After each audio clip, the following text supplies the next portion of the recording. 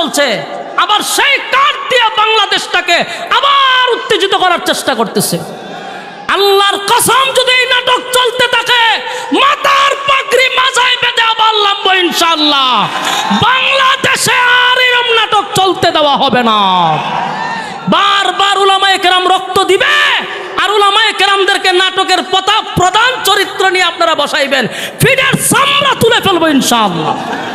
যদি আলেম উলামা আবার ডাক দেয়, তো মাথার পাগড়ি আর মাথায় বাঁধবো না, মাথায় বাঁধবো ইনশাআল্লাহ। আর আমাদের অস্তিত্বের লড়াই এখন। চিন্তা করছেন দৈরা দৈরা লয়ে যেতে যাবার টুপিদারিওয়ালারে কেন? উলামায়ে কেরাম কোন জায়গায় সন্ত্রাসী করছে মিয়া? এদেশে একটা আলেমদের বিরুদ্ধে দুর্নীতির মামলা নাই, এদেশের আলেমদের বিরুদ্ধে চুরির মামলা নাই, টেন্ডারবাজি নাই, চাঁদাবাজি নাই, মানুষ খুন করছে কোনো রেকর্ড নাই। এরপর আমাদেরকে কেন আপনারা এরকম করবেন, এটা জানতে চায়। আমাদের কিছু উলামায়ে কেরাম আছে, হেরারে দৈরা যখন নেয় তখন সব উলামায়ে কেরাম মাঠে নামে, আর ছোট ছোট আলেমদেরকে দৈরা যখন নেয় এরা কোনো প্রতিবাদ করতে চায় না।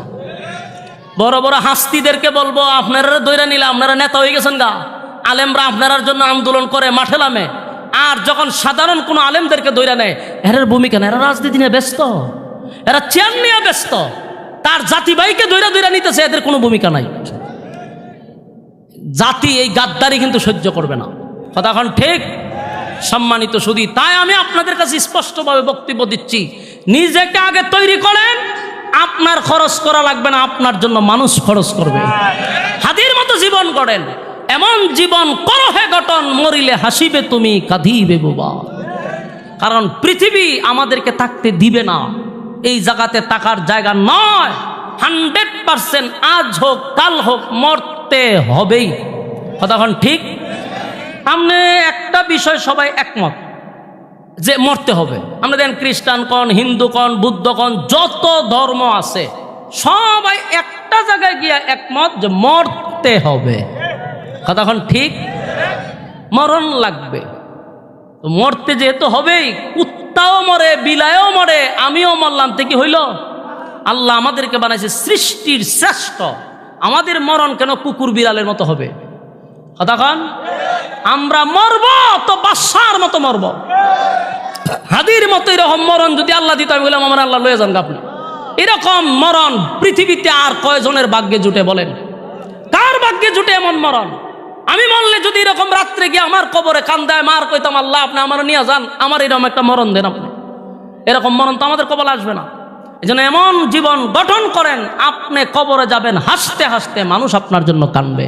রে দুনিয়া তুই কিয়া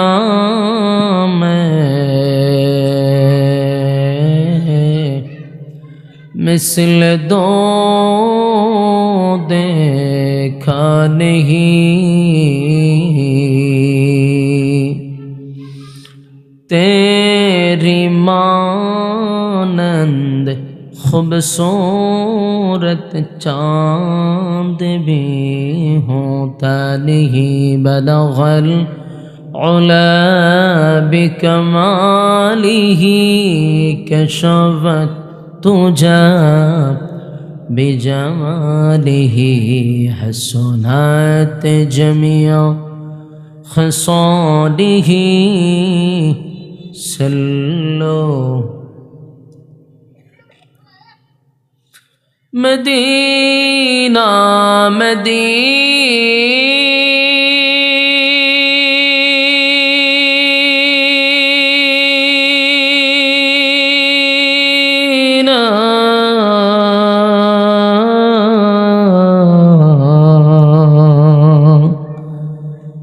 मदीना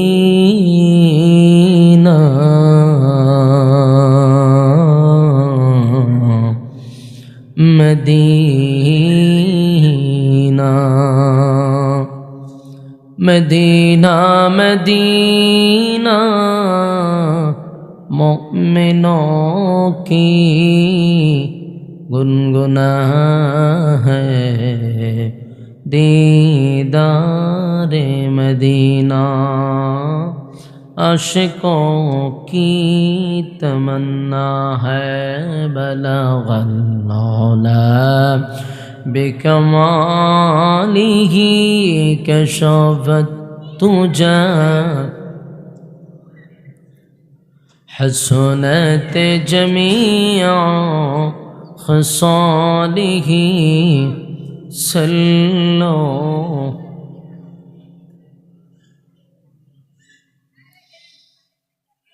আলহামদুলিল্লাহ। নারায়ণগঞ্জ জেলার সিদ্ধিরগঞ্জ আল আমিন নগর বাইতুল নাজাত জামের মসজিদ এর উন্নয়ন কল্পে আয়োজিত এলাকাবাসীর উদ্যোগে ওয়াজু দুয়ার মাহফিলের সম্মানিত সভাপতি, আজকের মাহফিলের প্রধান অতিথি, আজকের মাহফিলের যিনি প্রধান আলোচক, বিশিষ্ট ইসলামী চিন্তাবিদ হজরত মৌলানা মুফতি আশরাফুল আলম উবাইদি সাহেব দামাত বরকাতুহুম, আপনাদের যিনি প্রধান আলোচক উনি আমার উস্তাদ, তো খুব কাছাকাছি চলে আসছে, ইনশাআল্লাহ আমার পরেই উনি বয়ান করবেন। দীঘার অতিথিবৃন্দ, মুআজ্জাজ মুকাররম হযরত উলামায়ে কেরাম, উপস্থিত আছেন নওজোয়ান তরুণ যুবক ভাইয়েরা, মুরব্বিয়ানে আযম, মাইকের আওয়াজ যতটুকু দূরে যায় অবস্থানরত পর্দানিশী মা ও বোনেরা, সকলকে আমার অন্তরস্থল থেকে জ্ঞাপন করছি মোবারক, শুকরিয়া আদায় করছি যে আল্লাহ রাব্বুল আলামিন আমাদেরকে মুসলমানের এক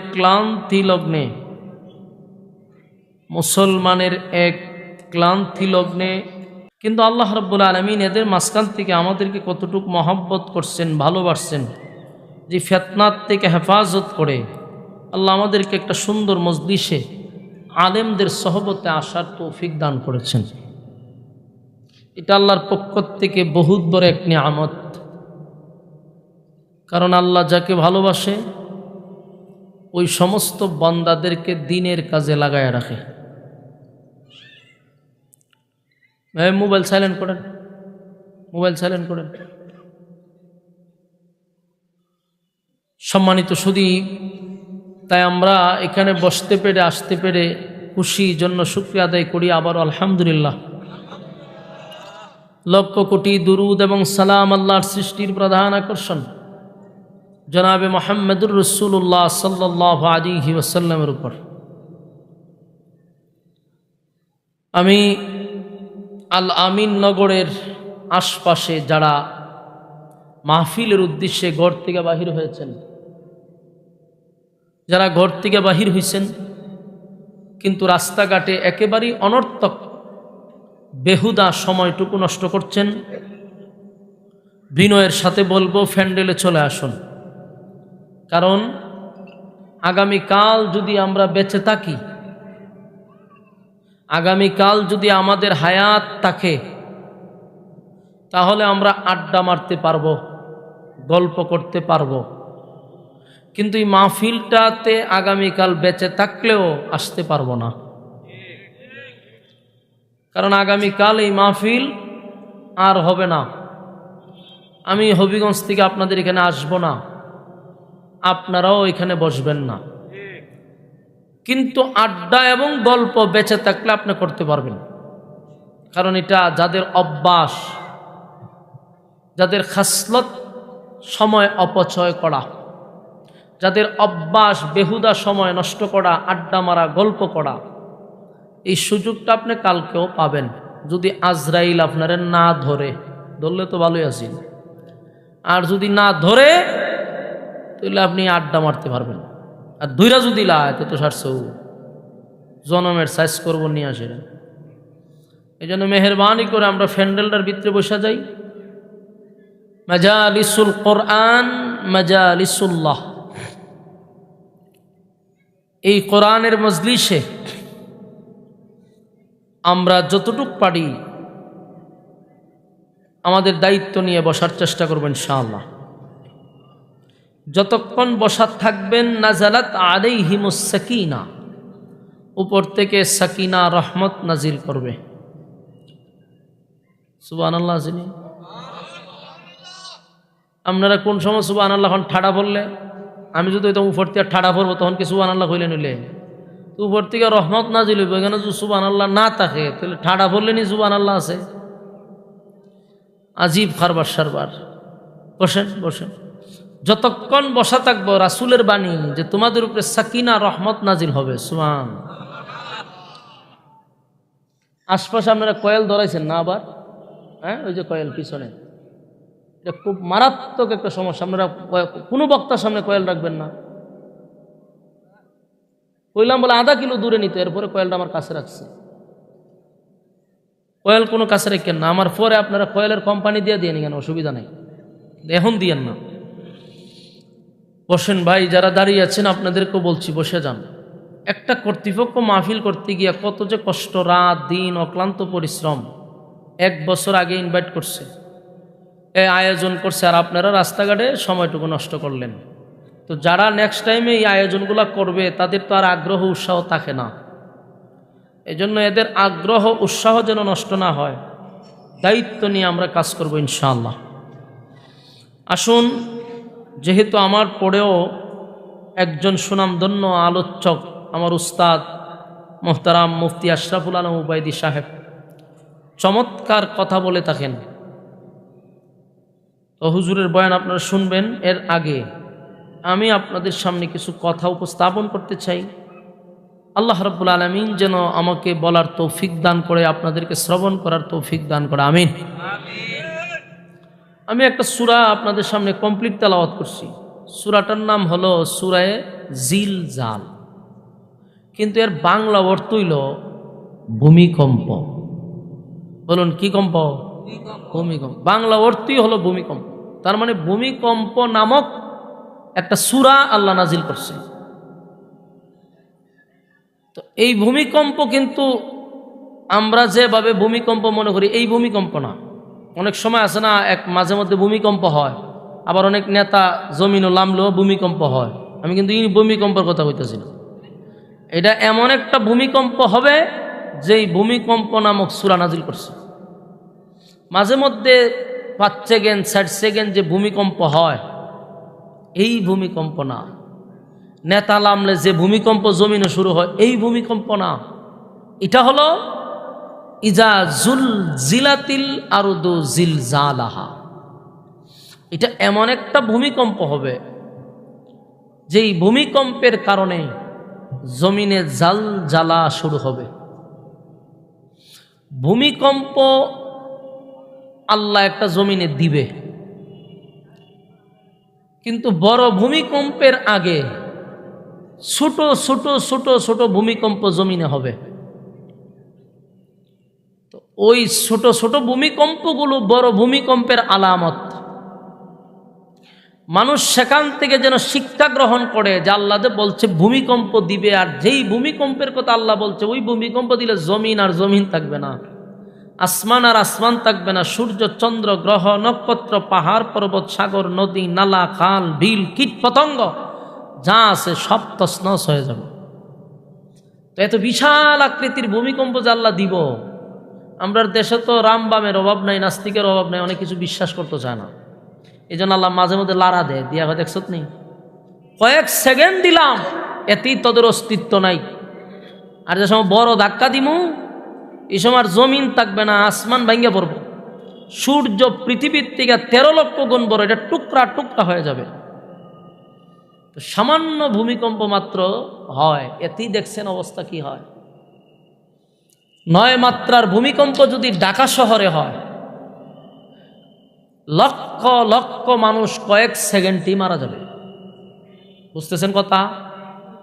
আমরা যে জমিনে দাঁড়ায় যে খাম কু খাম দিনের খাম রাত্রের খাম করতেছি, যখন জমিনে বেশি আখাম কুখাম হয় তখনই ভূমিকম্প শুরু হয়। ভূমিকম্প কেন হয়? আমাদের গুনার কারণে হয়। আর সবচেয়ে বেশি গুনাহ সুরা বাংলাদেশের মধ্যে গুনার কেন্দ্রবিন্দু হলো গিয়া ঢাকা শহর। বাস্তব বুঝি না? বাস্তব। সারা বাংলাদেশে যত জেনা হয় একদিনের থেকে বেশি ঢাকা শহরে হয়। ঠিক কইলাম না ঠিক কইলাম? যত অপকর্ম হয়, যত গুম হয়, যত খুন হয়, যত অত্যাচার হয়, যত জুলুম হয়, যত চাঁদাবাজি হয়, যত টেন্ডারবাজি হয়, সব একদিনে ডাকা হয়, যেটা সারা বাংলাদেশে এতটা হয় না। তাহলে জেনা বেবিচার একদিনে যা ডাকা হয় সারা বাংলাদেশে তা হয় না। তো ভূমিকম্প আগে ডাকাই হবে। আর যদি 9 মাত্রার হয়, লক্ষাধিক মানুষ একদিনে 1 সেকেন্ডের ভিতরে মারা যাবে, বিল্ডিংগুলি ধসে পড়বে। এই জন্য ভাই আমাদের কিছু বোঝা দরকার, সীমা লঙ্ঘন করা যাবে না। অতিরিক্ত কোনো কিছু পছন্দ মালিক করে না। আমরা যা করতেছি অতিরিক্ত, আমরা কন্ট্রোল হারায় বলাইছি, আমরা নিয়ন্ত্রণ হারাইছি, গুনাহের প্রতিযোগিতা শুরু করছি। ঠিক না? গুনাহের প্রতিযোগিতা। ওই যান মেলাত গিয়া দেখেন এখান থেকে বেশি মানুষ কেন? এখানে বেড়া আছে, বেডি আছে, মাইয়া আছে, ফুলা আছে, তো ওইখানে যাইতো না থেকে গিয়ে নাই বনি। গুনাহের প্রতিযোগিতা কেমনে হয় দেখছেন? ওই মাইয়াগুলো ওই মেলার ভিতরে ঢুকছে, ফুলা ফানার এখান থেকে আয় না, সবটি গুড় গুড় ঘুরে আলি ঘুরতেছে, কোনো খাম নাই। কিন্তু 10 টাকা পকেটও নাইও যে খাইব হে, কতক্ষণ পিছিয়ে এখানে কতক্ষণ দাঁড়ায়, ওখানে কতক্ষণ যায়, এখানে কতক্ষণ দাঁড়ায়, ওখানে কতক্ষণ যায়, এ খালি ঘুরতির উপরে আছে। হ্যাঁ, এর ভিতরে শান্তি নাই। ঠিক না বেটি? শান্তির জায়গা তৈয়া হ্যাঁ অশান্তির জায়গাত গেছে, তাই শান্তি পাইব কোথেকে? এই জন্য আশপাশ মেলা থাকলে বহু সমস্যা।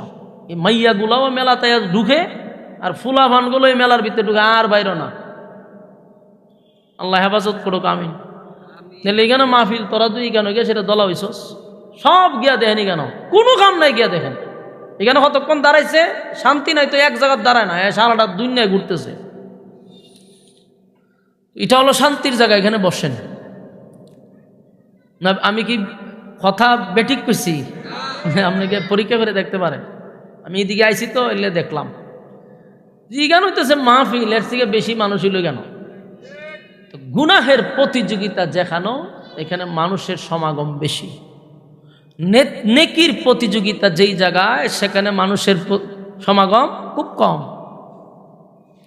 তো ভূমিকম্প হইব না তো কি হইব? ভূমিকম্প হবে। তো ভূমিকম্প যেটা হবে এটা হলো সমষ্টিগত, এটাকে আমরা বলি কিয়ামত। এটাকে কি বলি? এখন আসুন, কিয়ামত 2 প্রকার। কিয়ামত 2 প্রকার। আপনারা আমার কথা বুঝেননি? হ্যাঁ, ওয়াজ শুনতে ইচ্ছা আছে আপনারা? আল্লাহর রাস্তায় আপনারা জবান খান একটু লড়াইয়েন। একেবারে যদি হ্যাঁ না বলেন তো আমি কথা বলবো কেমনে? আমারও তো কথা বাড়িতেইব। আপনাদের উপস্থিতি দীক্ষা কথা ভিতরে ঢুকে গেছে গা। এখন যদি আপনারা আওয়াজ না দেন তা আমার ভিতর থেকে বাড়িতে কেমনে? কথা বলার জন্য পরিবেশও লাগে। বসেন, তো হা না কইয়েন। তো ভূমিকম্প যে হবে, মানে কিয়ামত হবে, এই কিয়ামত প্রথমত 2 প্রকার। একটা হলো ব্যক্তিগত কিয়ামত, একটা হলো সমষ্টিগত কিয়ামত। যদি মনোযোগ দিয়ে শুনেন তাহলে একটা বিষয় ভিত্তিক আলোচনা শুনতে পারবেন। এই ফাও গল্প করা, কাল্পনিক গল্প বলা, গিচ্ছা বলা আমার অভ্যাস নাই, আমি জীবনে করিও না। কিন্তু আমরা যদি মনোযোগ দিয়ে শুনেন তাহলে একটা সাবজেক্টের উপরে আলোচনা শুনতে পারবেন। আমরা যে সূরাটা তেলাওয়াত করছি, সূরার নাম কি? বাংলা অর্থ কি? ভূমিকম্প। তো ভূমিকম্প এমনে যেটা হয় এটা চলতে থাকবে, মাঝে মধ্যে আল্লাহ লাড়াছাড়া দিব। কিন্তু আরেকটা হবে সমষ্টিগত। ওই ভূমিকম্পটা একটা বাঁশির মাধ্যমে হবে, একটা সিগনালের মাধ্যমে। এই 2টা ফোলা পানি তো সরান, তো এই 2টা কিন্তু সরান। দোকান কি কেন লইছে নাকি? কি আনছি কেন কারবারটা? তো একটা কিয়ামত, মাঝখানটা কথা বললে কথা জায়গা বললাম। তো একটা বাঁশির মাধ্যমে আল্লাহ ওই ভূমিকম্পটা শুরু করবে, যেটাকে আরবিতে বলা হয় সুর, অনফি খফিস সুর। এই বাঁশির মাধ্যমে বড় লারা দিব, যেটা বড় ভূমিকম্প। তাহলে ভূমিকম্প যে দুই প্রকার, একটা ব্যক্তিগত, একটা সমষ্টিগত। আসলে আমরা আগে ব্যক্তিগত কেয়ামত কারে কয়? কেয়ামত কিন্তু দুইটা হবে, একটা কেয়ামতে সুগ্রা, একটা কেয়ামতে কুবরা, একটা ছোট একটা বড়। ছোট কেয়ামতটা হলো ব্যক্তিগত। আমি যদি এখন স্টেজে মারা যাই, তাহলে আমার এখন এখান থেকে আমার কেয়ামত শুরু। বলুন, আমি যদি এখন এখানে মারা যাই, আমার কেয়ামত এখান থেকে শুরু। এটা যার যার কেয়ামত, ব্যক্তিগত কেয়ামত। মাতা ফাকাত কামাত কেয়ামতহু, যে যখন মারা যায় তার কেয়ামত তখন থেকে শুরু হয়। কারণ যেদিন আপনি মারা যাবেন, যেদিন আপনার রুহু নিবে, এদিন আপনার শরীরেও একটা ভূমিকম্প হবে। কথা বুঝতেছেন? এটা হয় শুধু কেয়ামত। আপনার ব্যক্তিগত কেয়ামত কেন বলা হয়? কারণ এই ভূমিকম্পটা আপনার শরীরেও হবে, আপনার পুরা শরীর একটা ভূমিকম্প হবে। আমার আগে এই বাড়িতে বাস করেছে অনেক জন, আমার আগে এই বাড়িতে বাস করেছে অনেক জন, তারাও গেছে আমিও যাব, রইব না আর বেশিক্ষণ। এই পৃথিবী কাউকে থাকতে দেয় না রে, পৃথিবীতে কেউ থাকতে পারে না। ক্ষমতা দিয়াও থাকতে পারবা না, বাহাদুরি দিয়া থাকতে পারবা না। তোমার থেকে বড় ক্ষমতা ছিল ফেরাউনের, থাকতে পারছে। নমরুদের থাকতে পারছে। নমরুদ ছিল গোটা পৃথিবীর বাদশাহ, থাকতে পারে নাই। আমিও পারবো না, তুমিও পারবা না। কিন্তু যতদিন এই পৃথিবীতে আসি, এমন জীবন গঠন করো, মরিলে হাসিবে তুমি, কাঁদিবে ভুবন। ঠিক না? এমন একটা জীবন গঠন করো যেমন শহীদ উসমান হাদির মতো জীবন গঠন করো। সারা পৃথিবীর মানুষ কান্দে রে, সারা পৃথিবীর মানুষ তার জন্য কান্দে, এখনো কান্দে। আমি আজকেও গিয়ে আসছি, এখানে আসার আগে মানুষ কান্দে, তার ছোট ছোট বাচ্চা নিয়ে বৈশা বৈশা কান্দতেছে। আমি হুজুর মনলেও কেউ কানবে না, হয়তো মামা ফ্যামিলির মানুষ কানবে, 2-4 জন ভক্তবৃন্দ কানবে, শেষ। কিন্তু এমন এক ব্যক্তি, গোটা পৃথিবীর মানুষ তার জন্য কান্দে, এমন একটা জীবন গঠন কইরা গেছে, সব মানুষ তার জন্য কান্দে। কবরের পাশে কত নেতা মারা যায়, বছরে একবার ফুল দেওয়ার জন্য মানুষ কবরের সামনে যায়, তাও সাংবাদিক লইয়া যায়, ঠেলা ঠেলির উপরে উপায় নাই। কিন্তু সেখানে গিয়া যে সূরা ফাতিহা একবার পড়ব, সূরা ইখলাস 3 বার পড়ব, এই সুযোগ অনেকের হয় না। আর কত বছরের পর বছর যায় রে, নেতার কবরের সামনে কেউ যায় না। কিন্তু হাদি মারা গেছে, রাতের 3টার সময় গিয়া দেখবেন কবরের সামনে দাঁড়াইয়া দাঁড়াইয়া মানুষ কান্দে। সেটা এত বড় আল্লাহর ওলি না, সারা বাংলাদেশে তারে ওলি হিসাবে কেউ চিনত না। কিন্তু মরার পরে সে বহুত বড় একজন আধ্যাত্মিক রাহবার হয়ে গেছে। ঠিক না বেঠি? মরার পরে মানুষ তারে চিনতে পারছে। সেই লোকটার কবরে রাতের 3টার সময় মানুষ কেন কানবে? আর কবরের সামনে গিয়া হাত তুললেই চোখ দিয়ে পানি চলে আসে। ঘটনা কি?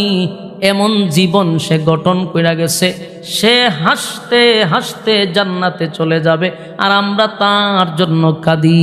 সুবহানাল্লাহ। আমার যুবক ভাইরা, পৃথিবী থাকার জায়গা নয়, এই পৃথিবীতে থাকবো না। তাই মানুষের মন জয় করো হাদির মতো।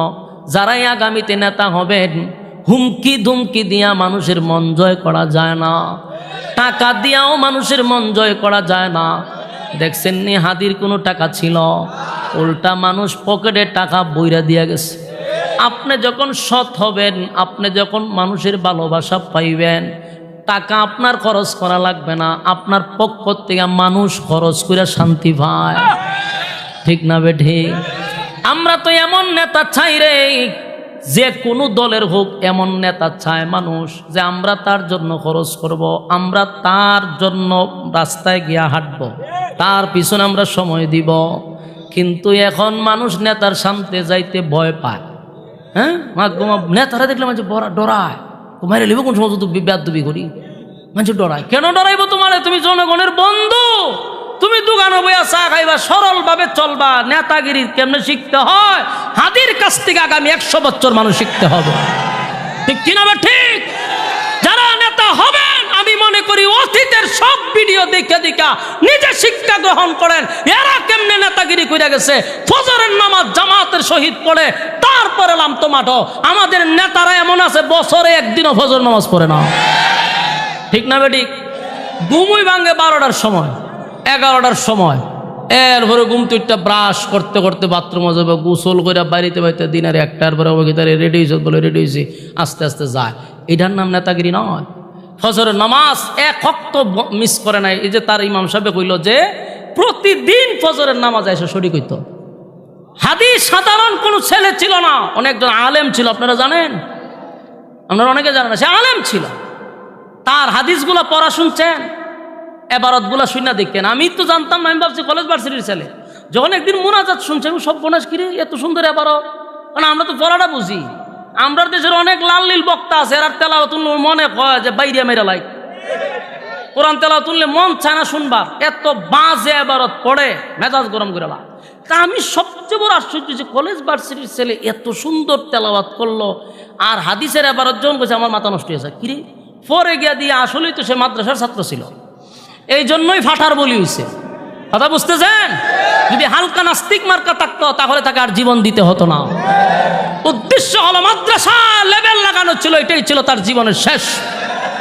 আজকে দেখেন না, সব জায়গায় আকাম কুকাম হইলে অসুবিধা নাই, কিন্তু টার্গেট আবারও করা হচ্ছে। মাদ্রাসা টুপি দাড়ি আবার টার্গেট করা হচ্ছে, আবারও টার্গেট করা হচ্ছে। আমি স্পষ্ট বক্তব্য আলেমদের কাছে দেই, ঘুমায় ঘুমায় কম্বলের তলে ঘুমাই দেখেন না, কম্বল লইয়া ঘুমাই দেখেন না। এখন রাস্তায় নামেন, নাইলে অস্তিত্ব থাকবে না আমাদের।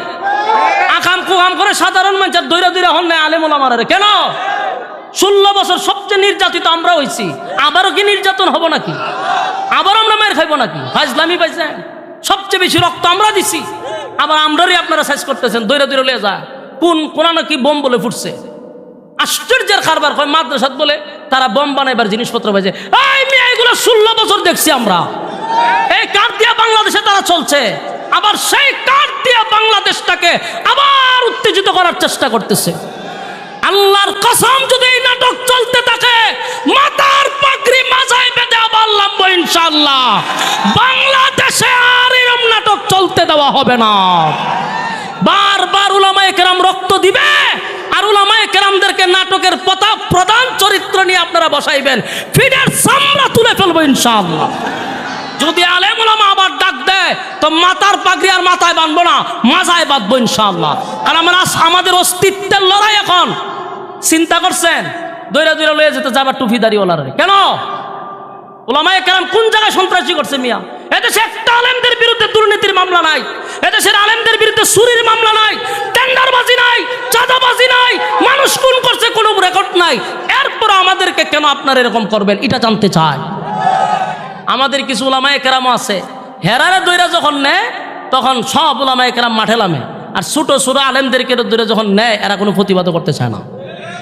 বড় বড় হাস্তিদেরকে বলবো, আপনারা দৈরা নিলে আপনারা নেতা হয়ে গেছেন গা। আলেমরা আপনার জন্য আন্দোলন করে মাঠে নামে, আর যখন সাধারণ কোনো আলেমদেরকে দৈরা নেয়, এর ভূমিকা না, এরা রাজনীতি নিয়ে ব্যস্ত, এরা চেয়ার নিয়ে ব্যস্ত। তার জাতি ভাইকে দৈরা দৈরা নিতেছে, এদের কোনো ভূমিকা নাই। জাতি এই গাদ্দারি কিন্তু সহ্য করবে না। কথা এখন ঠিক? সম্মানিত সুধী, তাই আমি আপনাদের কাছে স্পষ্টভাবে বক্তব্য দিচ্ছি, নিজেকে আগে তৈরি করেন। আপনার খরচ করা লাগবে না, আপনার জন্য মানুষ খরচ করবে। হাদির মতো জীবন গড়েন, এমন জীবন করো হে গঠন, মরিলে হাসিবে তুমি কাঁদিবে বাবা। কারণ পৃথিবী আমাদেরকে থাকতে দিবে না, এই জায়গাতে থাকার জায়গা নয়। 100% আজ হোক কাল হোক মরতে হবেই। কথা এখন ঠিক? সামনে একটা বিষয় সবাই একমত যে মরতে হবে। আমরা দেখেন খ্রিস্টান কন, হিন্দু কন, বুদ্ধ কন, যত ধর্ম আছে সবাই একটা জায়গায় গিয়া একমত যে মরতে হবে। কতক্ষণ ঠিক? মরণ লাগবে। তো মরতে যেহেতু হবেই, কুত্তাও মরে, বিলায়ও মরে, আমিও মরলাম, তো কি হইল? আল্লাহ আমাদেরকে বানাইছে সৃষ্টির শ্রেষ্ঠ, আমাদের মরণ কেন কুকুর বিড়ালের মতো হবে? কতক্ষণ? আমরা মরব তো বাদশার মতো মরব, হাদির মতো। এরকম মরণ যদি আল্লাহ দিত, আমি বললাম আমার আল্লাহ লয়ে যান আপনি। এরকম মরণ পৃথিবীতে আর কয়জনের ভাগ্যে জুটে বলেন? কার ভাগ্যে জুটে এমন মরণ? আমি মরলে যদি এরকম রাত্রে গিয়ে আমার কবরে কান্দায় মার কইতাম, আল্লাহ আপনি আমার নিয়ে যান, আমার এরকম একটা মরণ দেন আপনি, এরকম মরণ তো আমাদের কবলে আসবে না। এই জন্য এমন জীবন গঠন করেন, আপনি কবরে যাবেন হাসতে হাসতে, মানুষ আপনার জন্য কাঁদবে।